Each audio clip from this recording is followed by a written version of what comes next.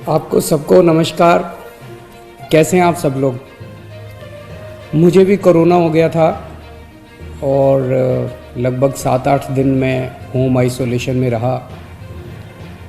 आप सबकी खूब दुआएं मिली, आपका खूब आशीर्वाद मिला, आपकी सबकी शुभकामनाएं आ रही थी, उसके लिए आप सबका बहुत बहुत शुक्रिया, तहे दिल से शुक्रिया। मुझे लगभग 2 दिन बुखार रहा, उसके बाद मैं ठीक था लगातार, लेकिन जो कोविड के प्रोटोकॉल हैं उसके हिसाब से मैं 7-8 दिन होम आइसोलेशन में रहा।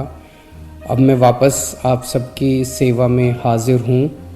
आप सब लोगों की शुभकामनाओं के लिए बहुत बहुत शुक्रिया। लेकिन दिल्ली में जो कोरोना की रफ़्तार बहुत ज़्यादा तेज़ी से बढ़ रही है, उसको लेके मैं हमेशा से चिंतित था। हालांकि मैं होम आइसोलेशन में था, लेकिन फ़ोन के ऊपर मैं लगातार अपने सभी ऑफिसर्स से, चीफ सेक्रेटरी साहब से, हेल्थ मिनिस्टर से, सबसे लगातार संपर्क में था। जो इंतज़ाम किए जा रहे हैं और जिस तरह से कोरोना की स्पीड बढ़ रही है उसके ऊपर मैं नज़र रखे हुए था। दिल्ली के अंदर जो कोरोना की, पूरे देश में कोरोना बहुत तेज़ी से बढ़ रहा है, दिल्ली में भी बहुत तेज़ी से बढ़ रहा है। रफ़्तार बहुत ज़्यादा तेज़ है। मैं देख रहा था कि कल वाला जो हेल्थ बुलेटिन था उसमें लगभग 20,000 के करीब केसेस आए थे, और आज शाम को जो हेल्थ बुलेटिन आएगा उसमें लगभग 22,000 केसेस, पिछले 24 घंटे के 22,000 केसेस आएंगे। तो डेली बहुत तेज़ी से केसेस बढ़ रहे हैं, जो एक चिंता का विषय तो है, लेकिन जैसे मैंने पहले भी बोला था, घबराने की बात नहीं है। जब मैं बोल रहा हूँ घबराने की बात नहीं है, तो मैं सारा डेटा एनालाइज करके बोल रहा हूँ। पिछली जो वेव आई थी अप्रैल मई में, उसमें 7 मई को इतने ही डेली केसेस आते थे, 20,000 के करीब। जैसे अभी 20,000 केसेस आए, कल 20,000 cases per day daily cases आए।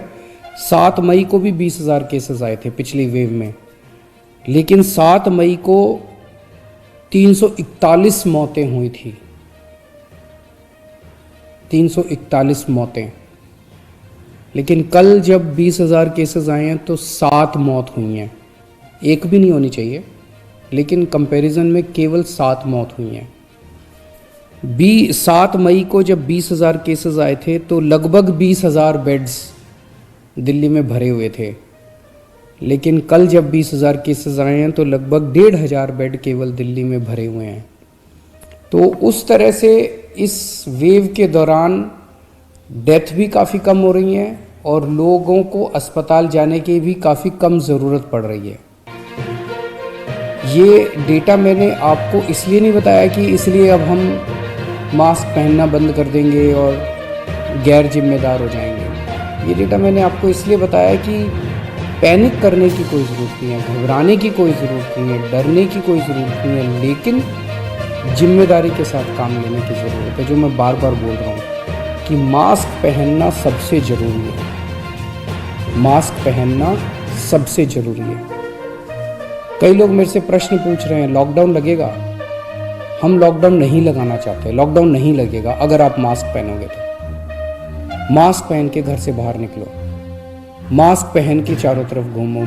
अगर ज़रूरत ना पड़े तो घर से बाहर ना ही निकलो, अभी थोड़े दिन, कोई ज़रूरी नहीं है, लेकिन मास्क पहनना बहुत ज़रूरी है। सोशल डिस्टेंसिंग बहुत ज़रूरी है। हम लॉकडाउन नहीं लगाना चाहते, फ़िलहाल लॉकडाउन लगाने की कोई हमारी मंशा नहीं है, और हम चाहते हैं कि जल्दी से जल्दी ये वेव ख़त्म हो, और कोशिश हमारी है कि कम से कम रिस्ट्रिक्शंस हम लोग लगाएं, ताकि लोगों के रोज़ी रोटी चलती रहे, लोगों के रोज़गार चलते रहें।